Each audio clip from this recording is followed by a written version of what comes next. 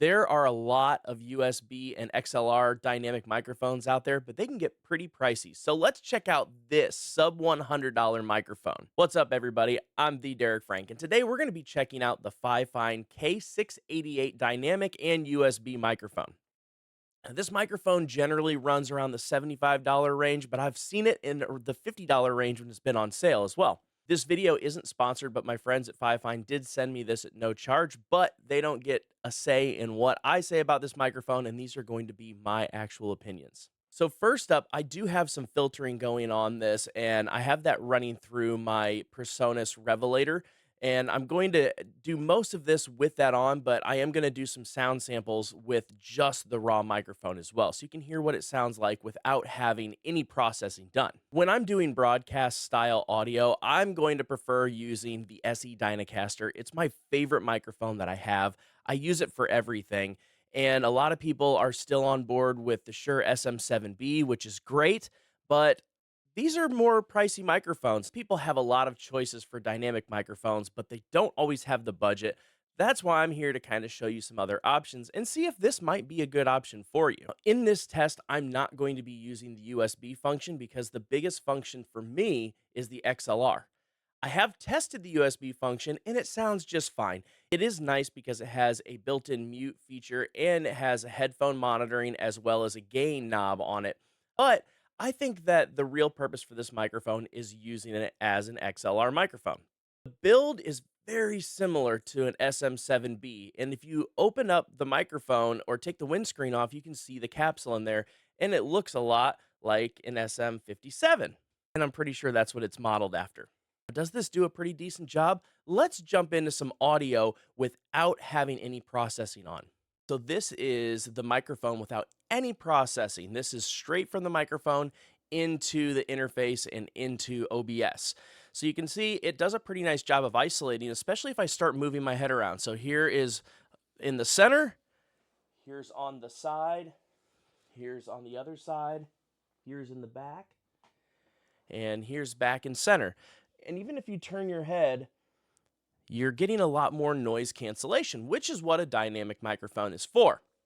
This does have a little bit of noise going on naturally, but that's where you can fix it pretty quickly with either software that comes with your interface or through different software through OBS. So now I have my processing back on, and we're going to check out some of the features of this microphone and go into some of the specifics. So they claim that this has an SPL level of 130 dB, which that very well could be true, but I think that head range, when you start to really bump up the gain because you have to get more volume, is where it starts to get a little bit distorted. One thing I did notice also that this doesn't match up with some of the higher end ones is if you get really high volumes and you start getting loud, it does start to clip out naturally. We don't want that. So I'm going to do that same loud test without any of my processing on. So this is a quiet to loud test to see what this thing does when it starts to get over its peak sound. Naturally, depending on what you have your gain stage, you're going to get distortion anyways, but this one has a little bit more natural distortion than the average microphone. But is that a problem? No, because most of the time people aren't going to be yelling.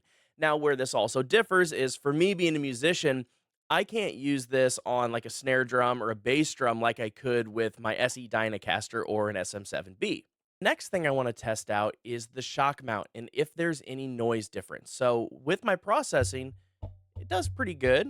You don't hear too many hits, but here's where it gets a little bit different. So now this is with no processing. This is just straight into the interface, straight into OBS.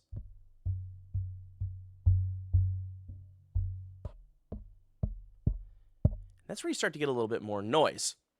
That's something you're going to get with a cheaper microphone. So it is fairly noisy when you hit this. So is the shock mount really doing a lot?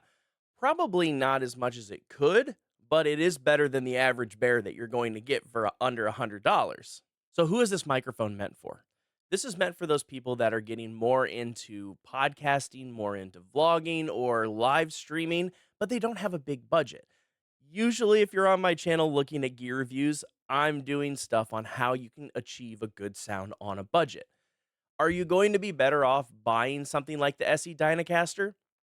Absolutely. It's a better microphone, but it's also a couple $100 more than this thing. Is that price difference something that is going to be noticed when you're hearing the audio? Totally. But on average, the average person isn't going to hear those big differences. So if you're, just starting to extend your hobby or getting a little bit more professional, this is a really great microphone. I think that the dynamic range is really good. You do have to crank the gain up quite a bit, but that's where you could use something like the SE Dynamite to boost those dB range and make it phantom power. Now, if you're wanting to get this microphone just for the USB feature, I think that there's cheaper and probably better options. The thing with this is that it's nice to have the USB as a backup, but the real reason you're going to get this microphone is because you want that XLR into a preamp. So, like with my Personas, I've got their universal control, which has everything built in for gates, compressors, EQs, limiters, you name it. So then I can get this quality sound versus this sound. Obviously, you can tell a very big difference between the two. So, for under $100, would I buy this microphone? Sure. I really think this is a great microphone. I think when it sits at that $50 to $75 range, it's really going to be hard to beat it in that price range. I do have a few recommendations for microphones if you want to go a little bit higher in price, but not quite at that upper level of the SE Dynacaster or the Shure SM7B, but you're going to have to wait until the next video for that. As always, if you have any questions or you want to buy this, I have links down below, and you can always leave me a comment and ask questions. I'm really good about getting back to that. And if there's other things that you want to see me review, make sure you reach out and let me know. But until next time, you have a good one.